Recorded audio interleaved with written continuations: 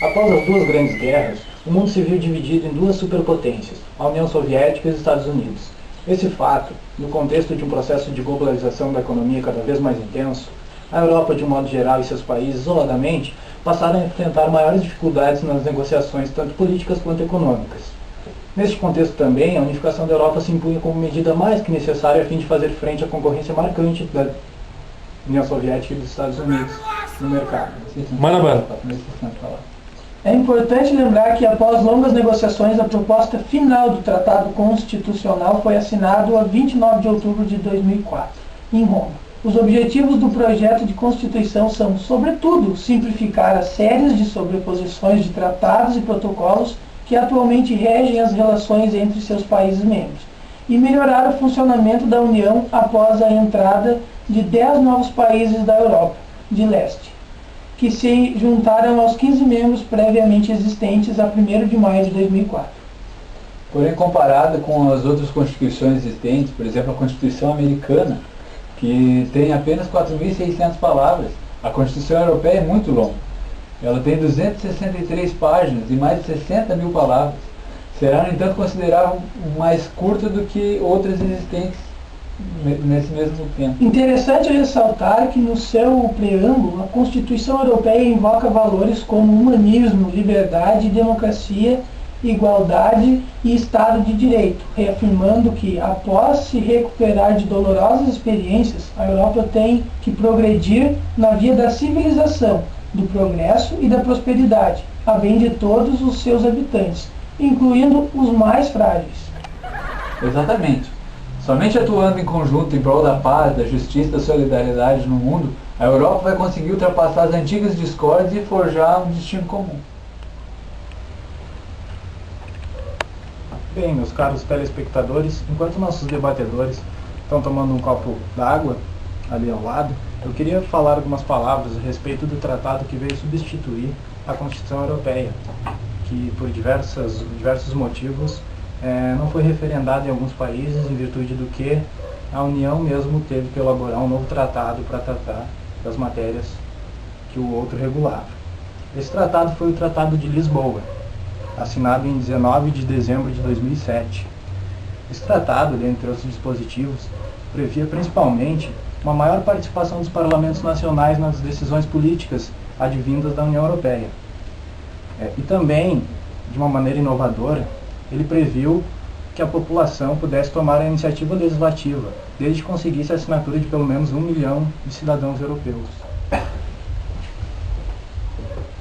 Dando prosseguimento ao nosso debate, eu perguntaria aos nossos nobres debatedores qual a opinião deles a respeito do problema da imigração na União Europeia.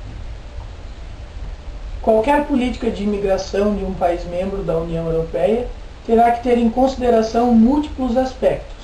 O primeiro deles é o reconhecimento de que a Europa necessita globalmente, embora essa necessidade não distribua uniformemente nos Estados-membros, de imigrantes. Essa necessidade é ditada pelos imperativos do crescimento econômico e da evolução social. A oferta de emprego, por exemplo, deixa de poder ser satisfeita por mão de obra nacional, independentemente do número de empregados. Sim, e nesse sentido, o aspecto demográfico relaciona-se com esse problema da imigração ou não?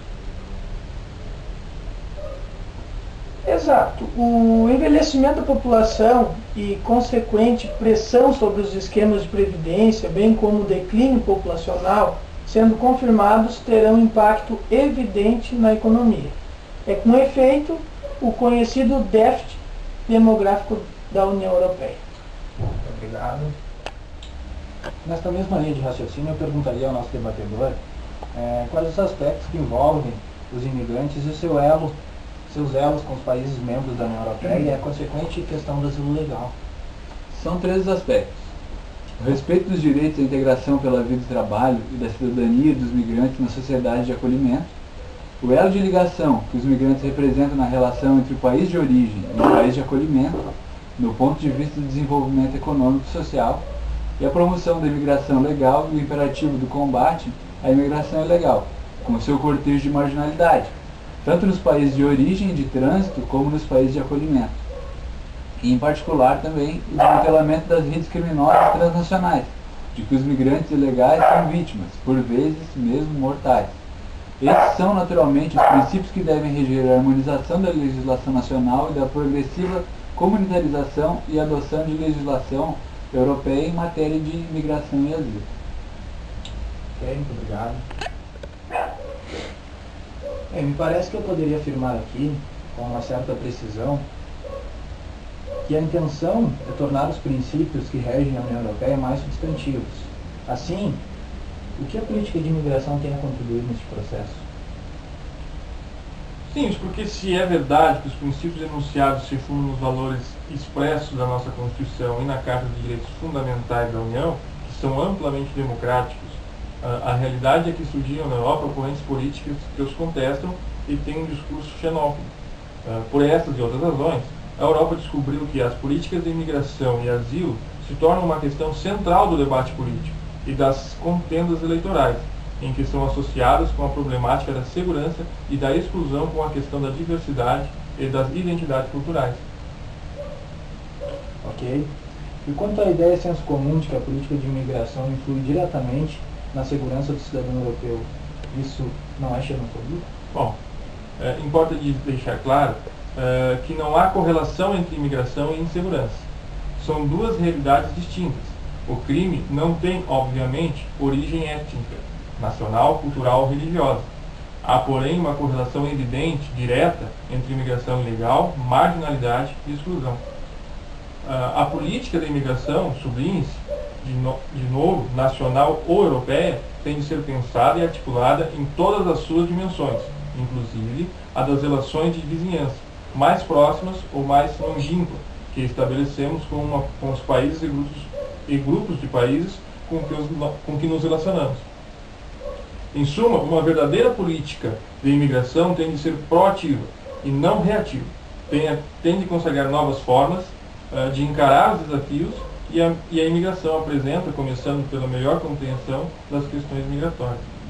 Entendi. Parece que em relação a essa política de demografia, ou a esse problema da demografia, nós sabemos que no último quarto de século a comunidade de imigrantes em Portugal, por exemplo, sofreu um aumento crescente. Em 1980 residiam legalmente em Portugal 50 mil estrangeiros. Uma década depois a comunidade estrangeira em Portugal atingia já perto de 108 mil pessoas. Então, em 2000, o número de residentes estrangeiros cifrava-se em 220 mil. No final do ano seguinte, em que entrou em vigor o regime legal de autorização das permanências, o número de estrangeiros legalizados sofreu um aumento substancial, saltando para mais de 400 mil em 2002. Então, este quadro, você acha que contribui para a harmonização das políticas migratórias? Bom, elas são tendentes à criação a prazo de uma política comum de imigração e asilo.